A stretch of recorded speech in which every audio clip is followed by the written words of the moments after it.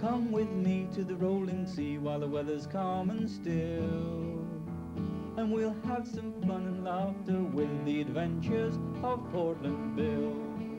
This is my lighthouse on the Guillemot Rock. Ross and I were in the engine room servicing the generator. It takes a lot of looking after because it powers the light. This bit goes there. Suddenly, there was a knock on the door. We're not expecting visitors, are we? Asked Ross. I wonder who it is. It was Finisterre, the crofter. Is Cromarty in? He asked. I've come for a jam session. Jam session? That had me puzzled. We're not making jam at the moment, I said. Oh, no, Laughed Finisterre. I'm talking about musical jamming. You know, cha-cha-cha, cha-cha-cha-cha-cha. Just then, Cromarty came downstairs, dressed like a crab at a carnival. What's the matter, Ross? You won't laugh when I'm a pop star. Hi there, Finisterre. I've been practicing my licks. Come upstairs and get in the groove, man. Licking? Jam? I asked. What are they on about? And Ross explained. Cromarty has been taking guitar lessons by correspondence course. They're having a practice for next week's party. Let's go up and listen. A 1, a 2, a 3, a 4. I woke up this morning, got the lighthouse blues. I woke up this morning, got the lighthouse blues. Yeah. I looked down in the corner, and Dogger had them too. Yeah, baby. But lighthouses don't have corners. Teased Ross. Ah, pa, stop being silly, snorted Cromarty. I'm expressing the blues. What do you think of it so far, Bill? I thought I didn't know what to think. What is it? Ah, it's rock and roll, man. After a few days' practice, we'll have it just right. Ready, steady, a go. Well, I decided the best thing to do was to leave them at it. Let's go upstairs, Ross. We've got work to do.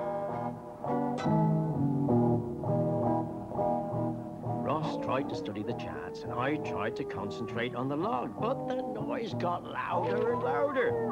It's no good. We can't put up with this din for a week. And Dogger seemed to agree. By the end of the morning, I decided that enough were enough. Ross, what sort of a noise annoys a noisy assistant? Huh? A noisy noise. In other words, if you can't beat them, join them. We've been listening to you, and we'd like to join in, said Ross. Yes. May we get in your jam jar? I added. Hey, man, if you want to get your act together, we're cool. Join in, man, replied Cromarty. Right-o, I smiled, and I nipped off to get my instrument. I didn't know Bill played the guitar, said Finisterre. Oh, no, he doesn't, replied Ross. but I play the drums. Let's start. A 1, a 2, a 3. I woke up this morning, got the lighthouse blues. Woke up this morning, got the lighthouse blues. Well, of course, when I joined in on my bagpipes, Cromarty had to admit that the group sounded terrible, and he finally stopped playing. Finisterre didn't like my playing either. I think Cromarty had better practice at my place next time. Oh, I laughed. I was just beginning to enjoy myself. Well, we'd ask you to join us, but we know you're needed here. But we could help you top the charts, teased Ross. Charts, Cromarty? I got plenty of those for you to work on upstairs, I said. Come on, Dogger. I'll take you for a walk.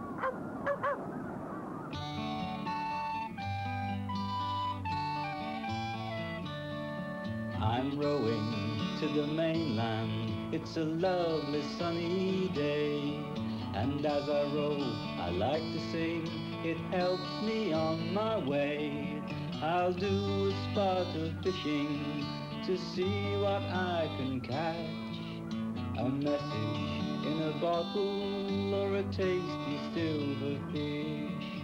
Row my boat, sing my song. I'm rowing to the mainland, I'll get there before long. Who writes the most letters? I don't know. Fishermen. They're always dropping lines.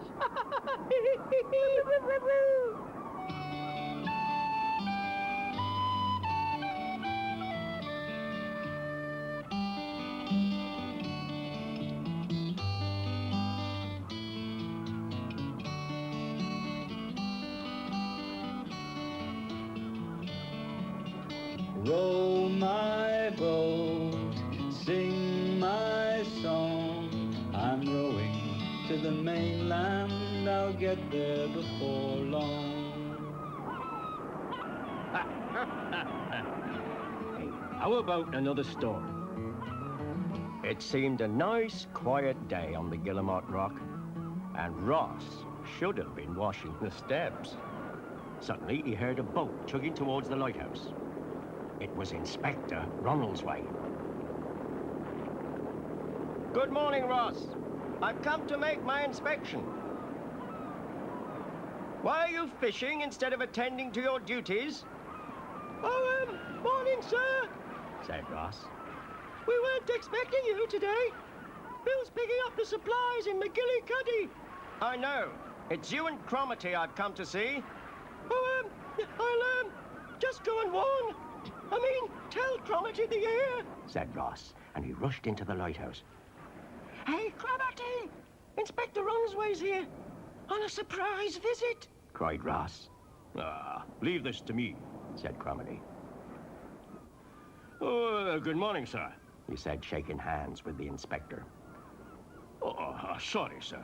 A little engine grease. Perhaps a little rub will get it off. Oh, sorry. Now, that wasn't the best way to start an inspection. But when they went up to the service room, things got worse. Tut, tut, tut, said the inspector. This room's very untidy. Well, I suppose I'd better see your daily reports. Well, that was a problem, because they hadn't written their daily reports. Come on, said the inspector. Let's open the window and get down to work. Now, as luck would have it, at that moment, a sudden gust of wind blew everything all over the place. Oh, no. Now we'll never find the daily reports, bluffed Ross. Said the inspector. I shall have to report this. Right then. Let's see if you can manage some basic drilling. Get in line. Dave, turn.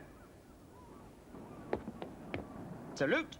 Wrong hand, Cromarty. About face. Oh, all right, all right. I shall have to put in a special report about you two. Well, I'd best get back to the mainland. I wouldn't go now if I were you, gasped Cromarty. There's a gale blowing up. I've got more to worry me now than a gale, grumbled the inspector as he opened the door. And a great gust of wind blew his hat into the sea. He nearly followed it, but Cromarty grabbed him just in time. Oh, my goodness, cried the inspector. You saved my life. That wind nearly blew me into the sea. Never mind, sir. You're safe now, and I'll go and rescue your hat. So Ross picked up his fishing tackle and stepped out into the storm. Well, after that, Cromarty decided they could all do with a nice cup of tea. It wasn't long before Ross returned with Inspector Ronaldsway's hat. Oh, well done, said the inspector. Your fishing line certainly does come in handy.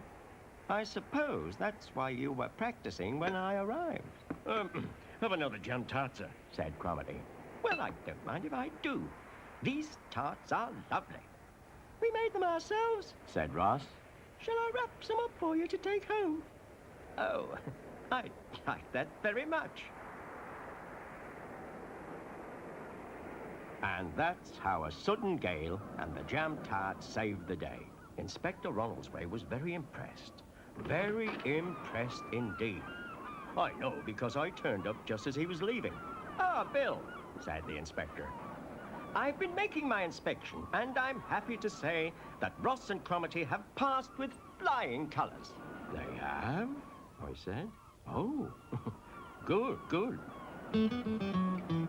Well, must be off now, Bill, said the inspector. Oh, bye-bye, I said. Yes, Bill, your men showed great bravery and resourcefulness. And they make jolly good jam tarts. But, Inspector, what about their drilling and paperwork? Well, nobody's perfect, eh? Oh, come with me to the rolling sea while the weather's calm and still, and we'll have some fun and laughter with the adventures of Portland Bill.